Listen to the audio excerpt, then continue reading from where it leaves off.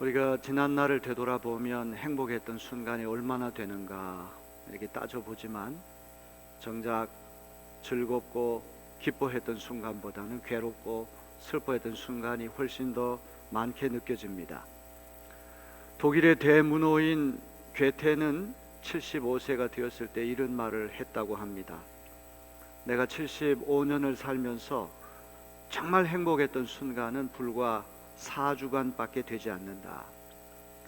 나머지 시간은 일에 매달려 분주하고 괴로워하며 보냈다. 이런 고백을 했다고 그래요. 여러분, 오늘까지 인생을 살면서 행복했던 순간은 얼마나 되십니까?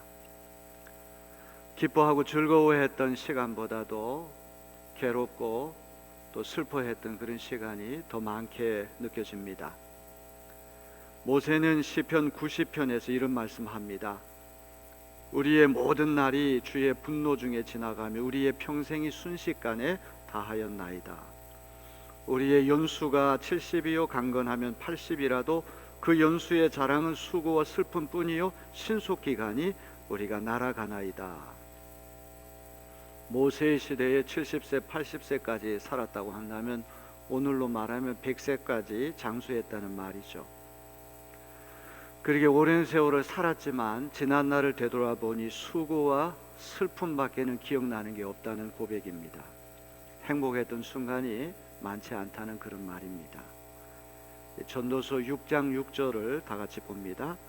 그가 비록 천년의 갑절을 산다 할지라도 행복을 보지 못하면 마침내 다 한 곳으로 돌아가는 것뿐이 아니냐.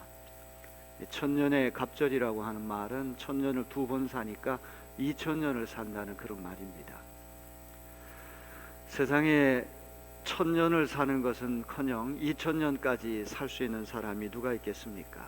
이것은 과장법입니다. 사람이 아무리 오래 장수한다고 할지라도 행복하지 못하면 무슨 소용이 있느냐? 오래 장수하는 것이 행복하지 않고 늘 불행한 가운데 살면 그 2000년의 세월이 무슨 의미가 있느냐? 이런 이야기입니다.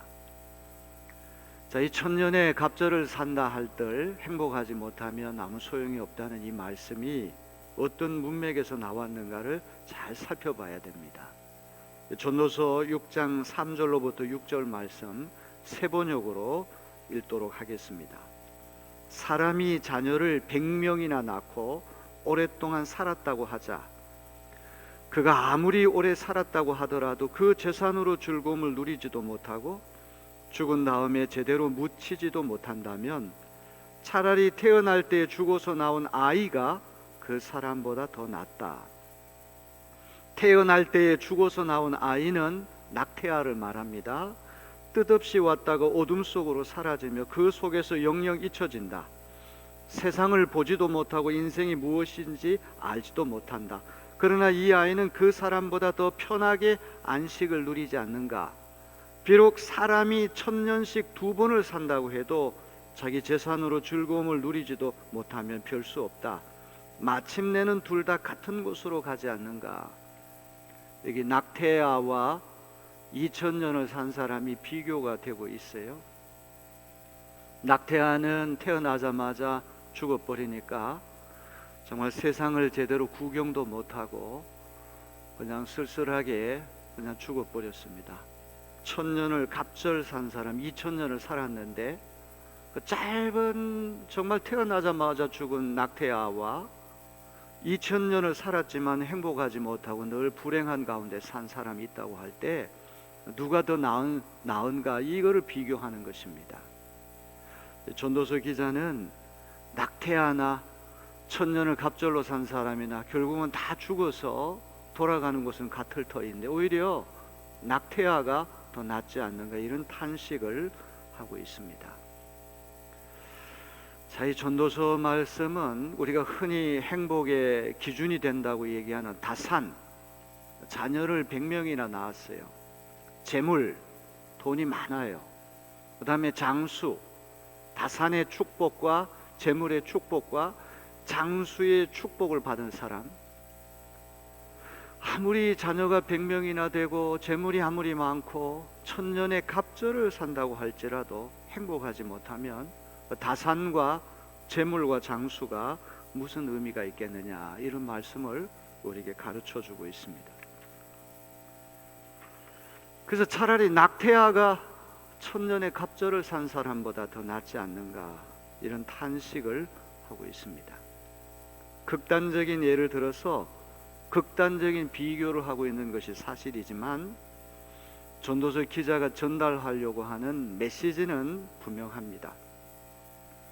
다산과 재물과 장수가 행복으로 직결되지 않는다면 자녀를 100명을 낳고 산더미 같은 재물을 소유하고 천년의 갑절을 산다고 할지라도 그것이 아무 의미가 없다는 그런 말씀입니다. 행복은 어떤 조건이 충족되고 환경이 바뀐다고 해서 따라붙는 것이 아니라 행복은 우리 마음의 문제고 인격의 문제고 영혼의 문제인 것입니다. 행복을 느낄 만한 우리의 인격과 성품과 기질이 선행돼야지 행복한 것이지, 앞으로 이렇게 되면 행복해질 거야, 조건이 충족이 되고 환경이 여건이 바뀐다고 해서 우리가 행복해지는 것은 아니란 말이죠.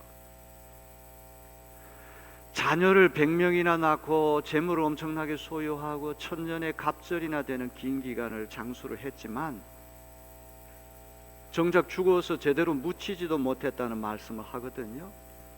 아마도 재산 문제 때문에 100명이 서로 으르렁거리고 다투면서 아버지가 돌아가셨는데 아마 장례도 못 치러준 것 같습니다.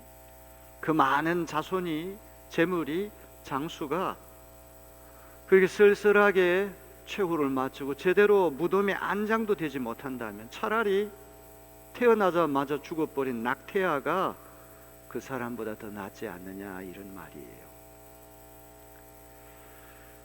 여러분, 자녀가 100명이나 되고 재물이 많고 천년의 갑절을 장수했다고 할지라도 우리가 날마다 살아가는 삶의 기본은 대동소이합니다.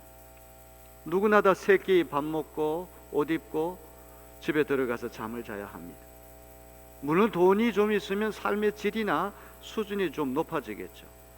음식도 더 좋은 거 먹을 수 있고 차도 좋은 차 타고 다닐 수 있고 집도 좋은 집에 살고 보란듯이 그렇게 살 수 있겠죠. 하지만 우리의 건강을 유지하고 생명을 유지하는 데는 다 똑같습니다. 아무리 재물이 많다고 해서 그 재물을 생명을 연장하는데 다 홀로 쓰고 누리기에는 그 역부족이라고 하는 그런 말이죠. 자, 전도서 5장 11절로부터 12절 말씀, 아주 기가 막힌 말씀입니다. 우리 세 번역으로 보겠습니다. 재산이 많아지면 돈 쓰는 사람도 많아진다. 많은 재산도 임자에게는 다만 눈요기에 지나지 않으니 무슨 소용이 있는가? 적게 먹든지 많이 먹든지 막리를 하는 사람은 잠을 달게 자지만 배가 부른 부자는 잠을 편히 못 잔다. 대기업체의 총수라고 할지라도 그 기업체에서 일하는 말단 직원과 살아가는 것은 다 똑같단 말이죠. 하루 3끼 음식 먹어야 되고 옷 입어야 되고 잠자리 들어가서 잠자야 됩니다. 총수가 돼서 엄청나게 많은 재산을 벌어들였다고 할지라도 자기 생명을 유지하고 건강을 유지하는 데는 말단 직원과 별을 다를 바가 없다는 말입니다. 대기업체 총수가 엄청나게 이윤을 많이 창출하면 그 총수는 자기와 자기 가족 살아가기 위해서 말단 직원과 비교해 볼 때 기본적인 것만 있으면 되는데 점점점 먹여 살려야 할 직원들은 점점 많아진다는 말이죠. 씀씀이는 점점 커지게 된다는 말이죠. 그러다 보니 정작 말단 직원은 잠을 달콤하게 잘 자지만 사업자는 덩치가 커지니까 잠을 편히 자지 못하게 된다는 말이죠. 너무 놀라운 말씀은 전도서 기자가 많은 재산이 결국 눈요깃밖에 되지 않는다.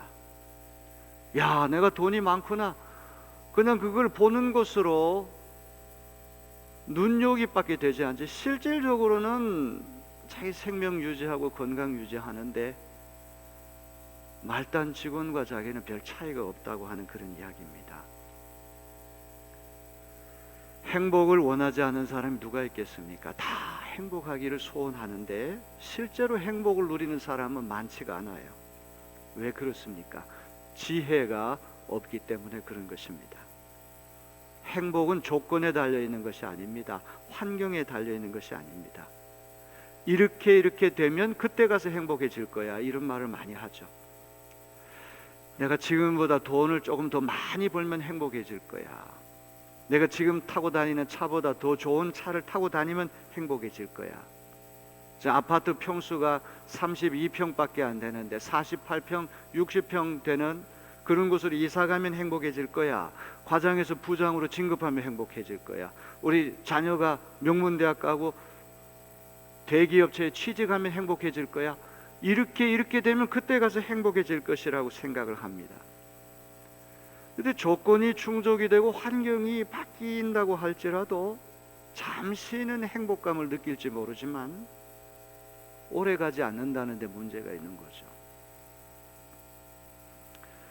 제가 이렇게 책을 내게 되면 책 하나하나가 제 분신처럼 느껴지고 책이 나오게 되면 아주 그것이 자랑스럽고 소중하게 느껴지는데 한 달 정도 지나게 되면은 그냥 시시해지고 그냥 그 처음에 가졌던 그런 마음이 다 사라지고 마는 거예요.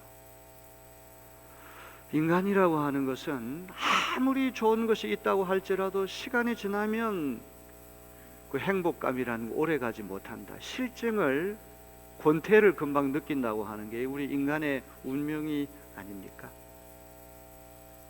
돈을 조금 더 벌면 행복해질 거야. 돈을 벌면 또 다른 욕심이 또 생기고, 큰 아파트에 가면 행복해질 거야 생각하면 또 다른 욕심이 밀려오고, 인간의 욕심은 끝이 없게 됩니다. 조금만 더 이걸 외치다가 날 비교하고 경쟁하다가 행복감을 제대로 누리지도 못하고 인생을 쓸쓸하게 마칠 수가 있다는 말이죠.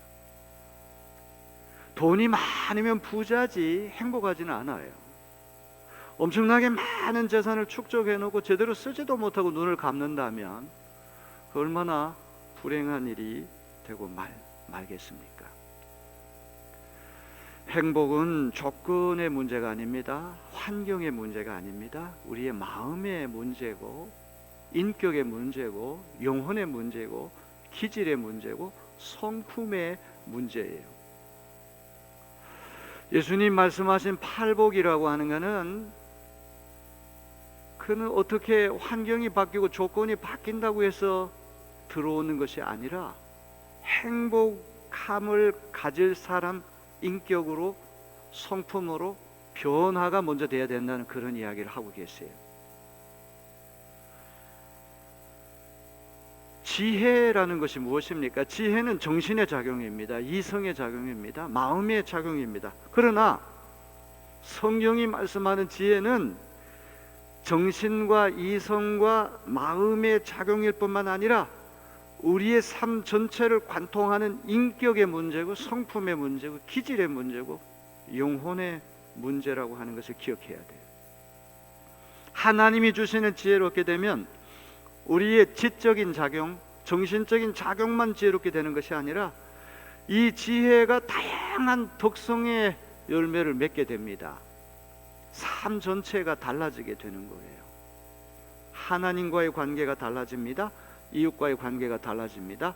나 자신과의 관계가 새로워집니다. 조건이 불리하고 환경이 열악하고 소유한 것이 넉넉지 않다고 할지라도 우리의 내적인 영혼과 성품과 기질과 인격이 변화되면 항상 기뻐하고 항상 감사할 수 있게 되는 줄로 믿습니다. 떳떳하고 기쁘게. 우리나라에서 25인가에 우리나라 와가지고 70년 동안을 사역을 한 경상북도 의성의 어떤 천주교 신부님, 불란서에서부터 우리나라 오셔가지고 70년을 사역하신 분인데 한국말을 너무 잘하세요. 그 신부님의 모토가 떳떳하고 기쁘게, 기쁘고 떳떳하게. 방송에 잠깐 출연해서 그 말씀을 하시는데 얼마나 행복해 보이는지 알 수가 없어요. 환경이 바뀌고 조건이 충족이 된다고 해서 우리 행복해지는 것이 아닙니다. 동인천에서 행복하지 않은 사람은 세상에 아무리 좋은 곳에 가더라도 조금 행복해질지 모르지만 다시 원망하고 불평하게 되는 거예요. Here and now, 지금 여기에서 기뻐하고 지금 여기에서 감사하고 지금 여기에서 행복해야 할 줄로 믿습니다. 그래서 우리 내리교인들이 교회 올 때마다 행복한 교인들이 되기를 주님의 이름으로 기원합니다. 교회에 무슨 분쟁이 생기게 되면 교회 오는 것이 얼마나 발걸음이 무거운지 몰라요. 부부간에도 차 타고 가면서 교회 일로 가지고 막 싸움합니다. 세상에 그것보다 더 큰 불행이 어디 있겠습니까? 교회에 행복해지기 위해서 오는 것이지 불행해지기 위해서 오는 것은 아니잖아요. 지혜가 없기 때문에 그렇게 되는 거예요. 우리가 다 하나님 앞에 겸손히 납작 엎드려서 나를 죽이면 우리가 다툴 일이 어디 있겠습니까? 다 진리 위에 서서 진실 위에 서서 우리가 바르게 하는데 뭐가 문제가 되겠습니까? 문제는 교만한 마음이 있고 욕심을 부리고 자꾸만 교회에서 허세를 부리기 때문에 이런 일들이 벌어지는 것이 아니겠습니까? 사랑하는 성도 여러분, 지혜는 부족한 사람이 하나님 앞에 사모하여 간구할 때 하나님이 주시는 선물임을 잊지 마시길 바랍니다. 우리 가운데 지혜가 넉넉한 사람이 어디 있겠습니까? 지혜가 부족하여 날 넘어지고 지혜가 부족하여 망신당하고 지혜가 부족하여 불행해지는 것이 우리 인생이 아닙니까? 그렇기 때문에 우리는 범사에 하나님을 인정하는 우리가 되어야 할 것입니다. 아주 작은 일이라고 할지라도 하나님, 저 지혜가 없는데 저 좀 도와주세요. 그러면 하나님께서 차분한 마음을 주시고 지혜로운 마음을 허락해 주실 줄로 믿습니다.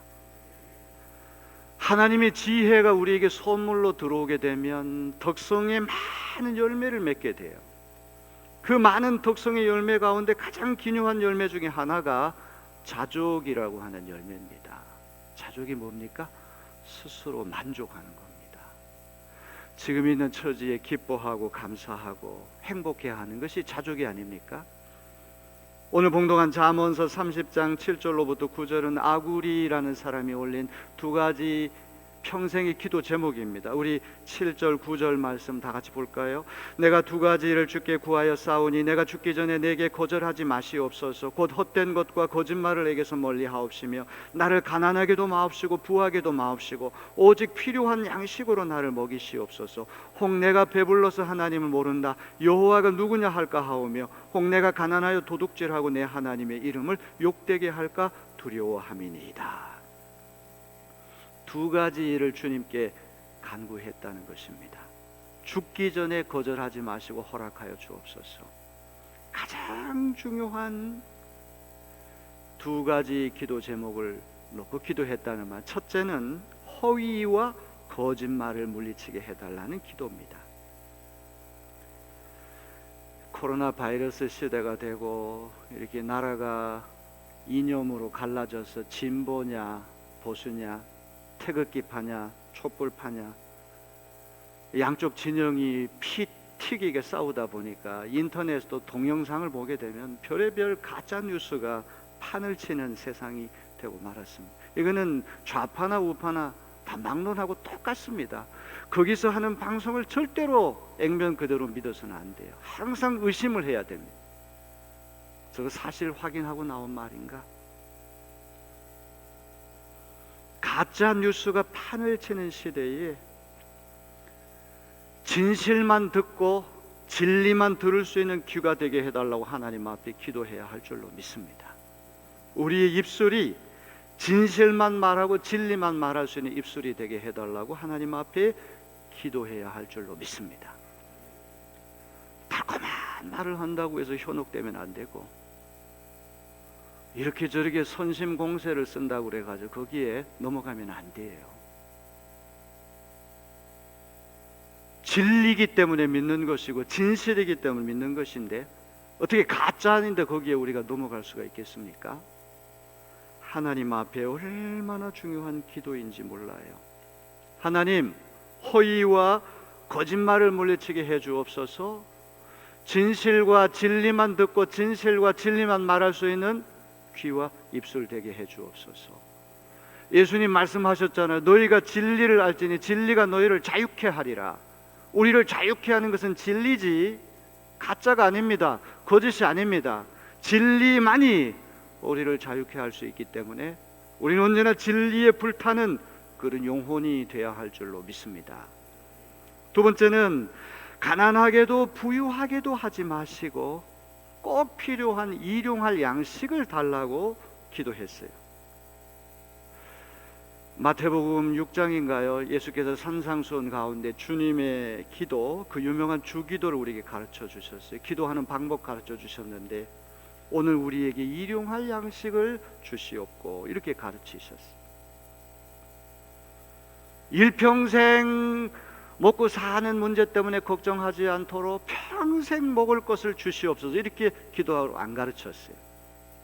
이스라엘 백성이 광야 생활할 때 만나를 하나님 허락하셨는데 욕심이 생겨가지고 이틀치 사흘치를 이렇게 거두어 오면 다 썩어가지고 못 먹게 되는 거예요. 다만 안식일 전에만큼은 안식일에 일하면 안 되니까 하나님께서 이틀치 양식을 주셨다고 성경에 되어 있어요. 여기 일용을 양식을 달라고 기도하는 것은 날마다 하나님을 의지하고 하나님 간구하며 살라고 하는 그런 뜻이죠. 평생 먹을 것이 확보가 되면 다 자기 능력이 뛰어나서 그렇게 된 줄로 착각하고 하나님 잊기가 쉽다는 그런 말이 아닙니까? 지나치게 부자도 되지 말게 하시고 지나치게 가난하게도 하지 마시고 꼭 필요한 양식으로 먹게 해 주옵소서. 이 기도를 잘못 해석하면 아주 중산층 되게 해달라는 기도 아닌가? 천만의 만만의 말씀이에요. 여러분, 부의 기준이라는 것은 달라요. 선진국에 사는 사람들하고 후진국에 사는 사람들의 경제 기준은 다릅니다. 후진국에 사는 사람들이 선진국 사람들, 가난한 사람 봐도 아우 참 부자라고 생각하는데 그 사람들은 늘 부족하다고 느끼게 되는 것이죠. 남이 보기에 재산이 적어도 만족하는 사람도 있거든요. 그렇기 때문에 꼭 가운데 중산층 되게 해달라는 기도가 아니에요. 아구레의 기도의 핵심은 하나님 신앙에 있는 것입니다. 부자가 되든 가난하든 우리 행복의 근원이 되신 하나님을 떠나지 않게 해달라. 여기에 액센트가 있다는 것을 기억해야 돼요. 너무 부유해져서 배가 부르고 등이 따숩게 되면 하나님을 부인하기가 쉽고, 너무 가난해지게 되면 돈에 한이 맺혀가지고 돈 되는 일은 다 할 수 있고 돈이 우상이 되고 돈 때문에 도둑질도 하고 하나님 영광을 가릴 수도 있다고 하는 말이죠.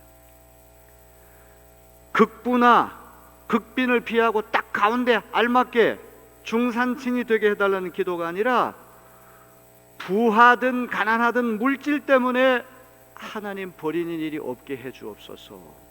이것이 기도의 핵심이라고 한 사실을 우리는 기억해야 됩니다. 전도서 5장 10절 말씀을 유념해서 들어야 됩니다. 은을 사랑하는 자는 은으로 만족하지 못하고 풍요를 사랑하는 자는 소득으로 만족하지 아니하나니 이것도 헛되도다. 하나님이 아닌 물질 세계에 마음을 두면 만족이 없다는 것이죠. 바닷물이 마실수록 짜듯이 하나님이 아닌 물질 세계에 마음을 뺏기게 되면 우리는 끊임없는 갈등을 겪게 됩니다.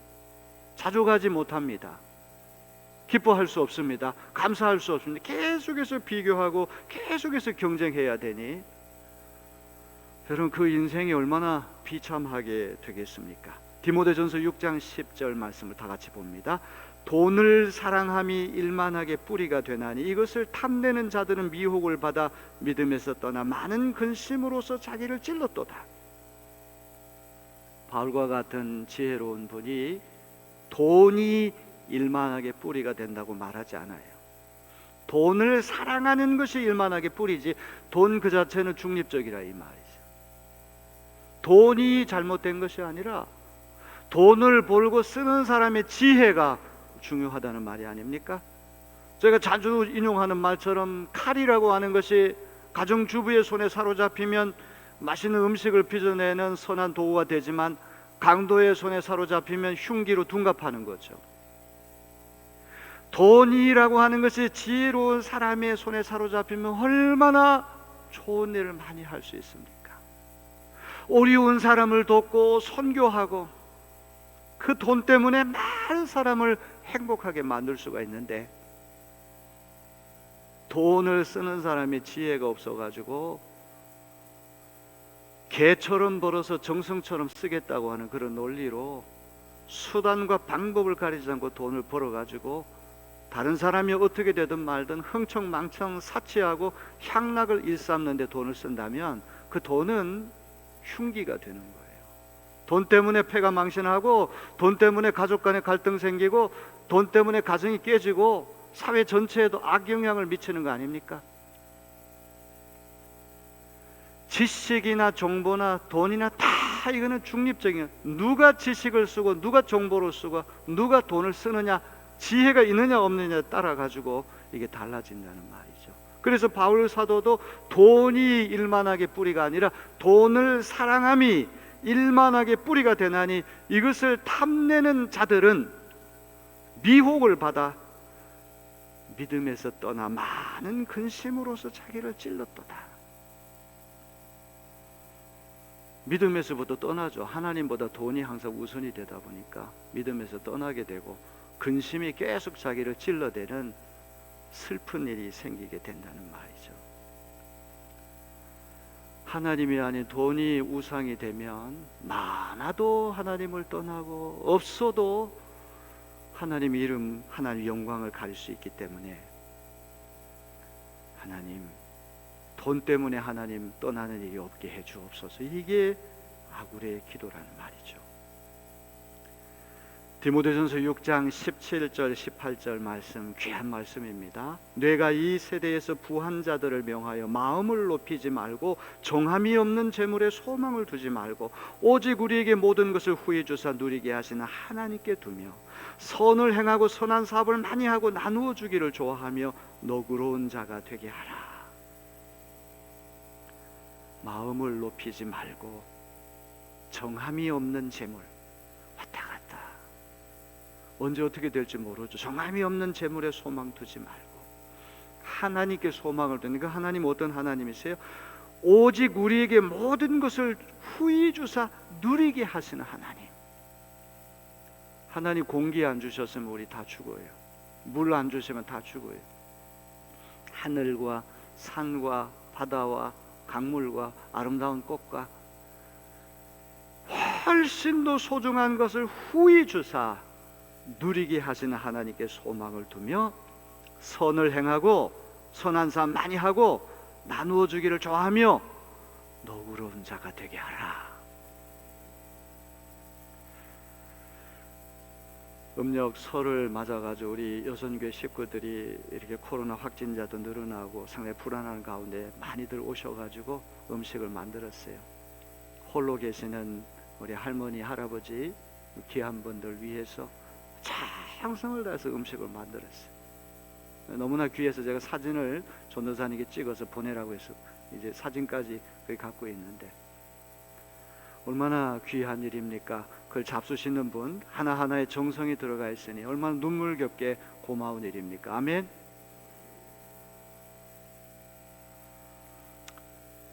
자기 얘기하면은 팔불출이고 어리석고 미련한 사람인데 제가 장가를 좀 잘 간 것 같아요.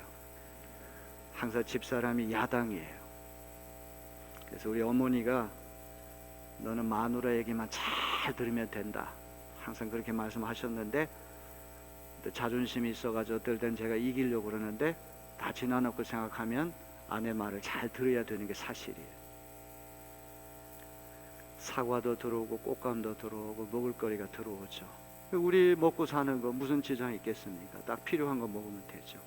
그거 다 모아가지고 나누어서 우리 어려운 이웃들과 함께 나누는 거죠. 할렐루야. 이런 마음이 귀한 마음이 아니겠습니까? 그게 지혜로운 마음이죠. 산더미처럼 돈을 쌓아둔들 그 우리 누리지 못한다면 부자 소리만 듣지 행복하지는 않다는 그런 말이죠. 하나님께 소망을 두고 자족하는 삶을 살아갈 수 있는 비결은 어디에 있을까요? 오늘 봉독한 빌립보서 4장 11절로부터 12절, 어떤 형편이든지 자족하기를 배웠다고 바울 사도 고백합니다. 어떠한 형편이든지 나는 자족하기를 배웠노니 나는 비천에 처할 줄도 알고 풍부에 처할 줄도 알아. 모든 일 곧 배부름과 배고픔과 풍부와 궁핍에도 처할 줄 아는 일체의 비결을 배웠노라. 자족하는 비결은 배워야 하는구나. 자꾸 깨닫고 배워야 해요. 저절로 되는 게 아니라 배우려고 하는 마음이 있을 때 자족의 비결을 배우게 되는 것이죠. 여기 형편이라는 말 중요한 말이죠. circumstance라고 영어로 되어 있는데, circumstance라고 하는 말은 인간이 직면할 수 있는 모든 상황, 경제적으로 부유하든 가난하든, 신분상으로 높든 낮든, 계급이 올라가든 낮아가든, 육체적으로 건강하든 건강치 않든, 사회적으로 성공하든 실패하든, 어떤 조건과 어떤 환경 속에서도 자족하는 비결을 배웠다는 것입니다. 그 비결은 무엇입니까? 13절 말씀 다 같이 읽어볼까요? 나에게 능력 주시는 분 안에서 나는 모든 것을 할 수 있습니다. 능력 주시는 분이 누굽니까? 예수 그리스도 그분이죠. 바울 서신에서 아주 중요한 개념이 in Christ, 그리스도 안에서, 주 안에서라고 하는 말, 아주 중요한 말이에요. 이거는 물고기가 물 안에 있는 것과 똑같은 말이죠. 인천 강화 지역이 이 감리교 토파시이기 때문에 제가 신학교 들어갔을 때 인천 출신이 압도적으로 많았어요. 우리 신학교 다닐 때 50명이 들어갔는데 인천 출신이 압도적으로 많아요. 아주 인천 향후에 아주 유명한 조직입니다. 아무것도 모르고 신학교 들어가고 또 인천에 대해 잘 모르는데 어떤 친구가 자기 소개할 때 저는 주 안에서 왔습니다 그래요. 저는 그 성경에서 얘기하는 주 안에서 항상 산다는 뜻이구나 그렇게 이해를 했는데, 보니까 주안이라고 하는 지역이 있어요. 여러분, 마을만 주 안에 살면 뭐 합니까? 우리가 항상 주님 안에 있으려고 의식적으로 무의식적으로 노력하는 우리가 되어야 할 줄로 믿습니다. 운전하면서도 지하철 타고 가면서도 항상 주 안에 있으려고 그래야 돼요. 잠잘 때도 주 안에 있게 해 주옵소서. 그럴 때 주님께서 우리에게 능력을 주셔서 자족하는 비결을 배우게 하실 줄로 믿습니다. 행복은 조건이나 환경에 달려있는 것이 아니죠. 이렇게 되면은 행복해질 것이 아닙니다. 동인천에서 행복하지 않은 사람은 아무리 좋은 환경에 가서도 행복할 수 없게 되는 거예요. 저는 자유공원 밑에 동인천에 사는 거 아주 행복하게 생각합니다. 아멘. 너무너무 감사해요. 너무너무 감사해요. 교통 많이 복잡하지 않고, 특별히 교회 옆에 산다는 거, 새벽기도 조금이라도 늦으면 불이 나게 옷 갈아입고 후다닥, 어떨 때는 1분이면 달려올 수가 있어요. 얼마나 감사한지 알 수가 없어요. 뭐 천당 밑에 분당이니 뭐 별 얘기를 다 하는데, 천당 밑에 분당이 아니라 천당 밑에 동인천이 있습니다. 아멘. 우리 한국의 역사가 시작이 되었고 문화가 시작되었고 문명이 시작되고 온 이곳, 백범 김구 선생의 혼이 서려 있고 동호 신홍식 목사님이 목회했던 내리교회, 아펜젤라, 스크랜톤, 존스, 기라성 같은 많은 분들이 목회했던 우리 내리교회, 이 보통 애사로운 교회가 아니란 말이에요. 여기가 행복한 곳입니다. 지금 여기에서 우리가 행복해야 할 줄로 믿습니다. 우리가 예수 안에 있게 되면 그 예수님이 어떤 환경에서도 자족할 수 있는 비결을 배우게 하신다는 말이죠. 하루살이와 메뚜기가 하루 종일 잘 놀다가 헤어지게 됐습니다. 메뚜기가 하루살이에게 내일 또 보자 그렇게 인사를 하니까 하루살이는 하루밖에 못 사니까 하루살이 아니에요. 내일이 뭔데 그러는 거예요. 하루살이가 내일을 모른다고 해서 내일이 없겠습니까? 이번에는 개구리가 메뚜기하고 한철을 재미있게 놀다가 헤어지게 됐어요. 개구리가 메뚜기에게 내년에 또 보자 그랬더니 메뚜기가 내년이 뭔데, 메뚜기가 내년을 모른다고 해서 내년이 없겠습니까? 영원이라고 하는 거 무엇입니까? 무시무종, 시작도 없고 끝도 없는 게 영원이에요. 시간은 직선처럼 점이 출발점이 있고 종점이 있어서 딱 이게 이어지지만 유시유종이지만 영원은 시작도 없고 끝도 없는. 그래서 창조 이전에 하나님 뭘 하고 계셨느냐? 그 말은 성립이 안 돼. 왜? 시간도 피조물이니까. 하나님이 우주 만물을 만드실 때 공간만 창조하신 게 아니라 시간도 하나님 피조물이에요. 그래서 창조주 하나님 이외의 모든 피조물은 다 허무한 거, 무상한 거예요. 세상에 시간보다도 허무한 게 어디 있어요? 제가 44살에 내리교회 담임 목사로 왔는데 그 44살에 찍은 사진을 이렇게 보면 이게 내가 맞아? 지금 머리가 허옇게 됐잖아요. 사진이 말해주는 거예요. 시간이 얼마나 무상하고 빨리 가는가. 그 1살밖에 안 되고 할머니 따라왔던 애들이 군대 가고 대학교 졸업하고 세월이 얼마나 빠르게 가는지 알 수가 없어요. 하나님이 영원하신 분이기 때문에 그 영원하신 하나님의 형상대로 지음받은 우리에게 영혼을 사모하는 마음을 주셨어요. 우리 전도서 3장 11절을 읽으면서 제 설교를 마칩니다. 하나님이 모든 것을 지으시되 때를 따라 아름답게 하셨고 또 사람들에게는 영혼을 사모하는 마음을 주셨느니라. 영혼을 사모하는 마음이 여러분 안에 가득하기를 주님의 이름으로 기원합니다. 이번 설날 의미 있고 또 아름답게 잘 지내는 그런 명절이 되기를 바랍니다. 또 우리 지혜 달라고 하나님 앞에 더 기도 많이 하셔서 이제 앞으로 남은 인생은 다 행복한 그런 삶을 살아가는 우리 모두가 되기를 진심으로 기원합니다.